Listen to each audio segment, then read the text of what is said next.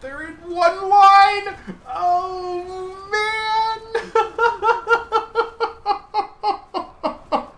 That might have been the most entertaining chariot charge I've ever seen. Greetings and felicitations. Okay, here comes the first round. Boom. And jeez, that was just unnecessary. You kidding me? He can't be out of range? What? Greetings and felicitations, YouTube. You're all of the Appian Way here. I have a 2v2 replay that was sent to me, and it looks like it's going to be featuring a bunch of these super pumped giants. Oh man, their hype is really infectious right now. Look at these guys. Yeah! The teeth on this guy. Holy cow. Alright, well anyway. So this is a 2v2. It was titled the Trojan Civil War. We have Paris de Sarpedon up against Dardania and Hector. And Dardania and Hector are being played by Total War Playboy and JK Rico, friends of the channel. Let's quickly go over their army selections. Dardania has brought, looks like 3 Dardanian defenders and 1 fearless swordsman. I'm seeing 4 rabble mobs. The hero is a fighter ravager on foot. We have 1 heavy Trojan chariot. We've got a harpy fiend, a pair of harpies, and a savage centaur warrior and a centaur champion. That makes up Dardania's army here.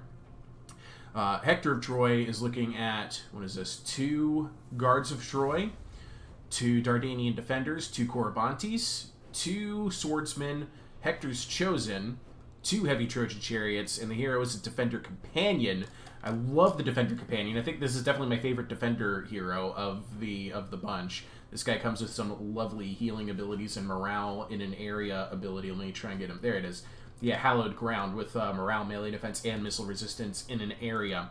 And yes, so let's take a look at the other side.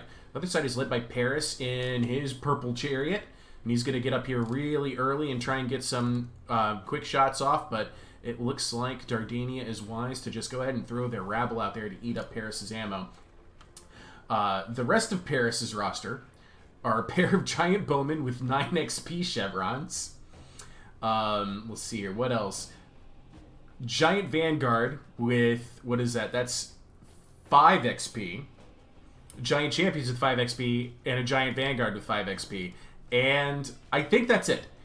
Paris brought an army that makes me so excited to see, but I also know it's not going to do so hot. Giant Bowman, Giant Vanguard, Giant Champions, Paris. Alright, he's surrounding himself with much more capable and qualified men, clearly.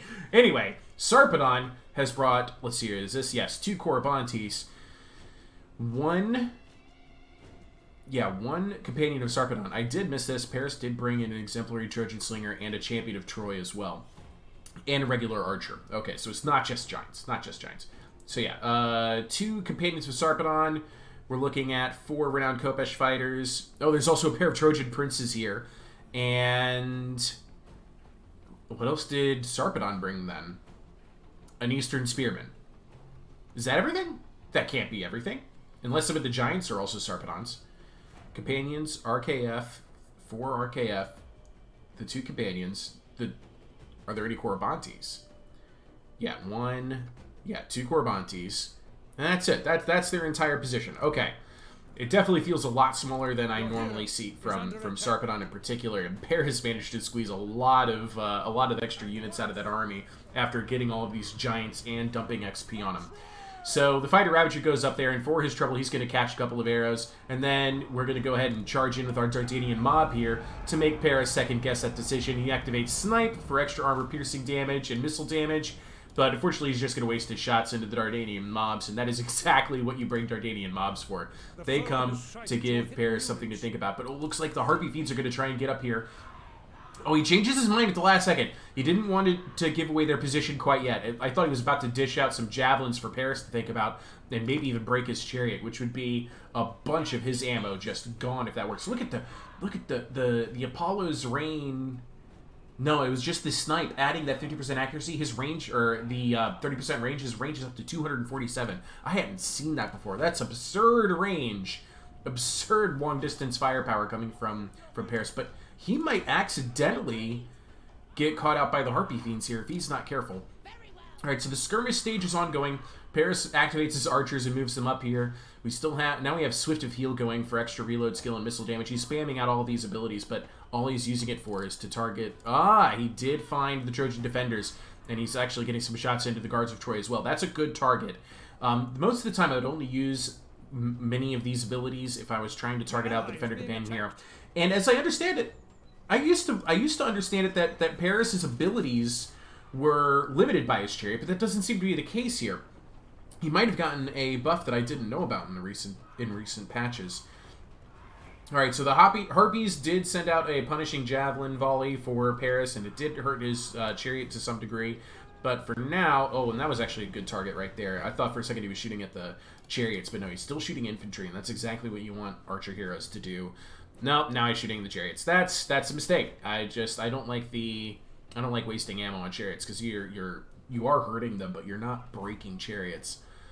And oftentimes they just dodge it, like that last shot there. Okay, so understandably, red team here, Lycia and Paris, have a very protected position, and they want to try and use it to the best of their ability. The giant bowmen are up here.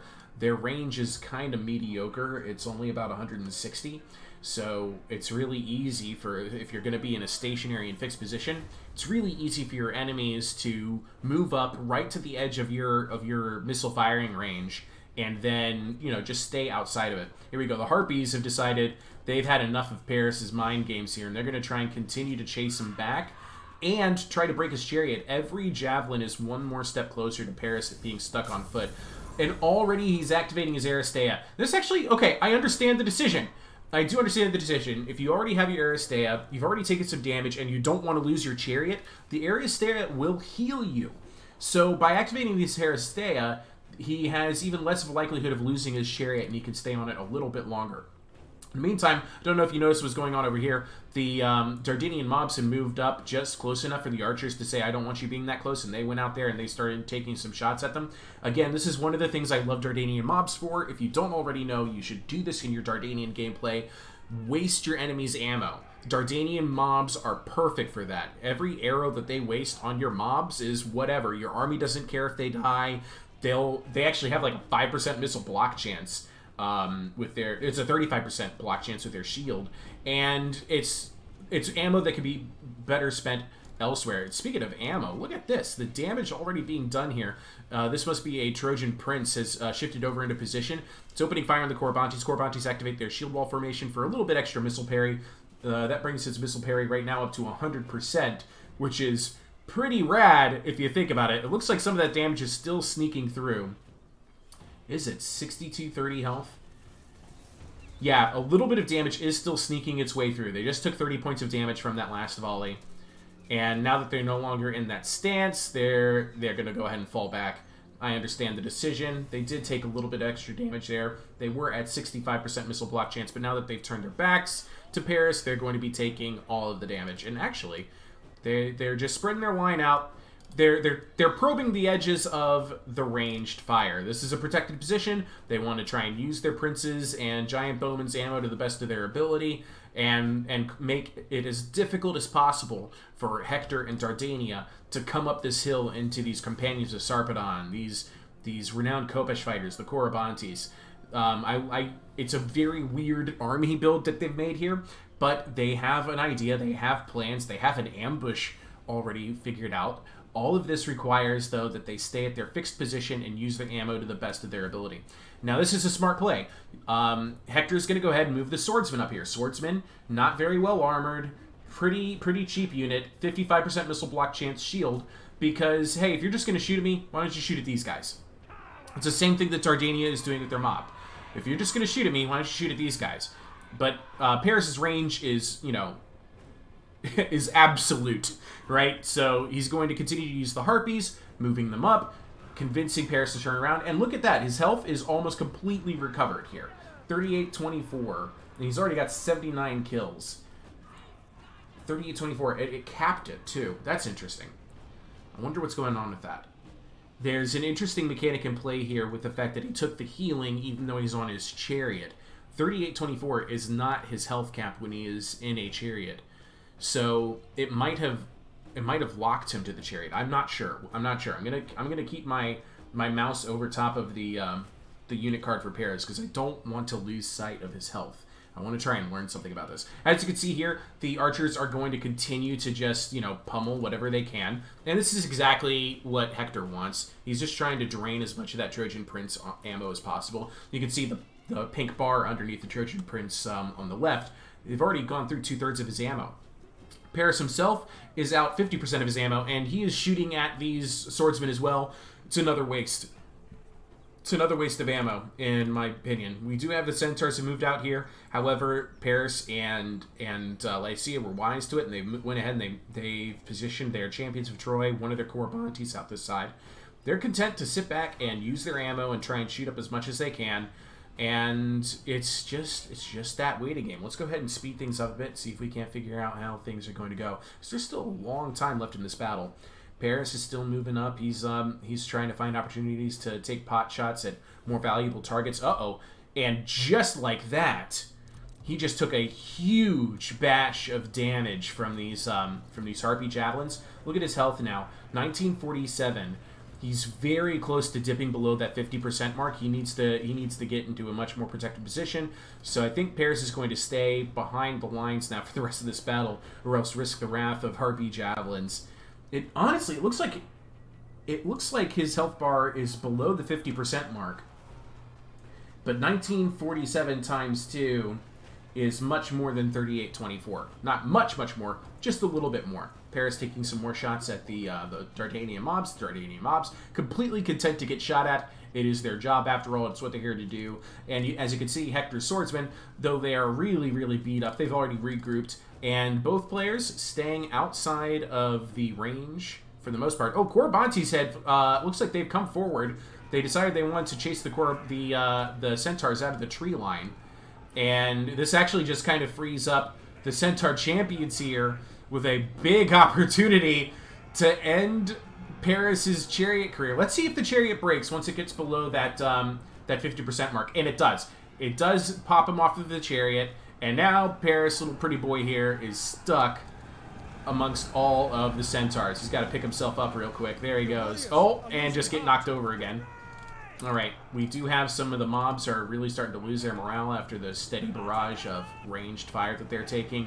The champions of Troy here and the Corybantes are going to be successful in chasing away the Centaur Warriors and the Savage Centaur Warriors, though they do have all sorts of opportunity. And with that, the Giants have abandoned their ambush position because the Paris player felt that he needed to activate his Giants to save Paris. In the meantime, though, this batch of Centaur champions is going to be catching a bunch of javelins from the champions of Troy.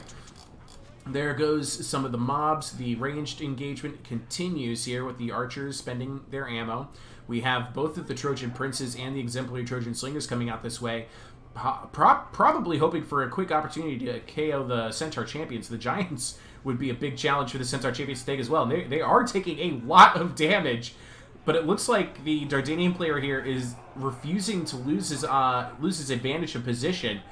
He got all of these forces out of the way, the Corybantes out of the way, and it's freed up his cavalry to get in here. Simultaneously, he activates a chariot charge, and Hector is moving in as well. The chariots uphill are going to have a little bit of a trouble pulling all the way through this, but it's a well-timed attack. He used the centaurs as a distraction, and hey, it even distracted me. You always want to try, if you're going to try and advance on a protected position like this, give them something else to really look at for a minute, and then just swing with the other fist as hard as you can. And that's the strategy here. Swordsman taking the initial charge, getting beat very, very quickly. The heavy Trojan chariots trying to find a way through over here, but it's not going to be easy with companions of Sarpedon. Meanwhile, out here, the heavy Trojan chariots, they actually broke on the medium infantry line. Charging uphill like that was just a little bit too much for them. And man, oh man, the centaurs, they paid a huge price for this. But they did a lot of work. They managed to knock Paris off of his chariot, and it did free up this huge attack. Hector is going to go all in on this side. Dardania is going to go all in on the other side. And the Harpies are going to use their fear-spreading javelins to try and make life miserable for the enemy. We have Corybantes on Corybantes action here. Let's check this out. Here we go. Can you tell which side each Coravantes is on? I'm sorry, I'm pronouncing that wrong. I need to get over this. It's the Coravantes. The B is actually more pronounced like a V, according to somebody who speaks Greek. So I'm going to try and do better on those pronunciations. Look at the effect all these javelins are having as they pour on into here. The false portent actually was an ability that came off of Sarpedon and brought down the morale on all of the Dardanian defenders and the fearless swordsmen. The mobs, after regathering their courage, are going to keep charging in here and adding their bodies to the fray. The uphill advantage is really working in Sarpedon's favor.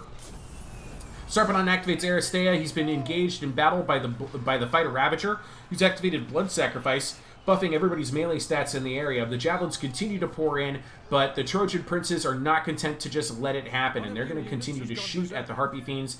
The Harpies break before they can make it into the battlefield. It's looking very, very difficult for Hector and Dardania to break through this, but they're going to continue to try. Trojan princes over here are engaged in melee after they've run out of ammo. These Trojan princes are going to have to be doing the same thing soon. The giant bowman with 22 kills and 19 kills, not really leaving as much of an impact as you might hope they would do. And Dardania, their attack crumbles. The heavy Trojan chariots of Dardania did regroup and get back in here. With only 39 kills, though, and only 133 HP, they're going to disintegrate. There goes that entire unit. There's still a healthy heavy Trojan chariot out on this side, and I think he's going to try and break it through the renowned Khopesh fighter. That'd be my direction of attack. But no, he looks like he's going to go straight into the companions of Sarpedon. Big hit. But the mass of those companions of Sarpedon is going to stop it from breaking through. Look at this. The Fighter Ravager hero, completely berserked out of control, is chasing renowned Khopesh fighters and dealing huge damage to them all along the way, being chased by a companion of Sarpedon. Sarpedon has abandoned his hill to try and help out his Paris ally against Hector. Meanwhile, look at this. The giant vanguard, giant champions, I never even saw this happening. They came all the way down the hill, and I think they were trying to chase off what was left of the Harpies. But the regrouped Dardanian defenders and fearless swordsmen have come back, and they just gave them the business end of their javelins. Paris up on the hill. Look at him. Look at it. Ain't that just majestic and heroic? Look at him go. He's trying so hard. But he's going to continue to fire his arrows. The Dardanian defenders are a great target. Downhill charge for the giants into Dardanian defenders. Bam! Here we go. And still some javelins left on the Harpy Fiends, affecting the giant vanguard, but not the giant champions. None of the hits aren't there. It is. Some of the javelins did hit on the giant champions. Giants in a huge mass here, trying to show these Dardanian defenders and the fearless swordsmen the business. And it looks like they are going to defeat the Dardanian defenders. Fearless swordsmen still doing just fine. Trojan defenders charging in here. It's a huge battle of attrition. The defender companion activates his Aristea. He could probably heal up the Coravantes if he wants to, and activate that. He does have his abilities back. I'm surprised he's not using it to heal pockets of his forces. Sarpedon up to 24 kills now, and is really with the companions of Sarpedon and the Khopesh fighters absolutely defeating these Trojan defenders. It's still looking tough for Hector and Dardania. How can they turn this around? Well, first of all, they got to break all the giants. The giant vanguards and the giant champions are now all routing from the battlefield. And because Sarpedon abandoned this hill, all of these troops are now coming in here. Now, that is one of Paris' ability. It's like this channeled shot snipe thing. It's not great. I would never use that ability. It just doesn't seem to land right, and maybe you can use a better point-blank range. But right now, he's getting beautiful shots into these blobbed-up defenders and fearless swords, and then he charges into melee. I don't think he meant to do that. I think he just lost his angle of attack. He might have just repositioned over here and done much better. Harpy Fiends are charging in here now, adding their sword damage of 160 into the fray, and Paris is in trouble. With 21 more ammo, he needs to get out of that fight and shoot from the flanks. And look at this. Over here, a guard of Troy got into the giant bowmen. The giant bowmen are actually, they're still, doing just fine. They have a 200 weapon damage here, and when they don't use their bows, they have these clubs, and they're just going to hammer on these guards of Troy until what's left of them breaks or dies. Man, oh man, oh man. Only one Coravantes left over here, and he is going to he will lose this fight against the champions of Troy. There's still more Hector's Coravantes, however. and a bunch of Sarpedon's forces just rout. And now we're looking at about 50-50 odds here, especially with Paris stuck in the middle of this fight. The Giants did regroup. They were intercepted by the Fearless Swordsman, and that frees up the Dardanian defenders to attack Paris. But here comes the Giant Bowman down into the fray. Not to be outdone, those guards of Troy have not routed yet. And they're chasing, along with the Corybantes and Hector's Chosen. That Hector's Chosen not being activated until the later stages of this battle might make all of the difference here. I'm surprised they're not charging into this as it is. Paris is a very juicy target, and here they come. Yeah, this is a bad position for Paris right now, especially with the Dardanian defenders holding on just as long as they could, but not long enough. And it does look like the Fearless Swordsmen, yeah, they did. They became afraid. They weren't as fearless after all. The exemplary Trojan Slingers did manage 75 kills, but they're about to get hit by those Trojan chariots of Hector. I hope you like chariot charges, because they're in one line. Oh man, that might have been the most entertaining chariot charge I've ever seen, just because of the absurdity of the position. Oh, thank you so much for that. The whole replay was worth it just for that. Oh my goodness. And I don't see how Paris and Sarpedon can win this anymore. The Giant Bowmen are routing. The Giants are routing. Paris is stuck in melee with Hector's Chosen. And Sarpedon, all he's got left is this Corybantes and this Champion of Troy and one renowned Kopesh fighter. What does Hector have left? The heavy Trojan chariots? His hero just broke. I think all he has left is the Trojan chariot. And there goes Paris. Oh, I would not have put Sarpedon into that fight. Sarpedon is really weak here. Only 45 hit points left. He does have the support of some Champions of Troy, but there falls Sarpedon. And that's going to break. That'll absolutely break what's left, especially, yep, there goes the round. Kopesh fighters, all that's left now is the Corybantes. Homer has announced that victory is close enough to taste. It's Corybantes on Corybantes action. The heavy Trojan chariots know better than to stay there, but Hector's Chosen will easily win this engagement. The last 7 Corybantes standing. And wasn't that an amazing battle? That was long, and it was full of it was full of a lot of really patient gameplay, especially on the part of Paris and Sarpedon.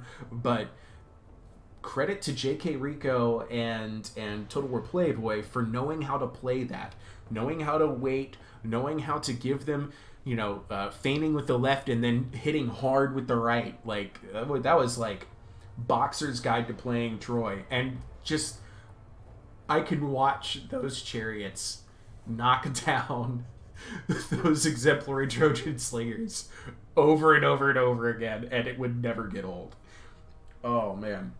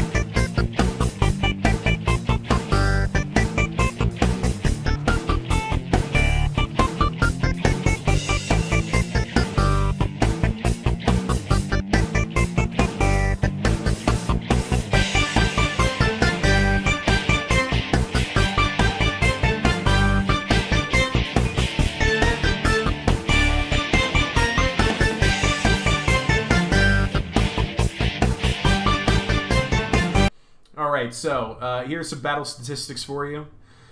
The army of giants here only one of them managing triple-digit kills, and when one of your opponents is Dardania, that's just not good enough. Just not good enough at all.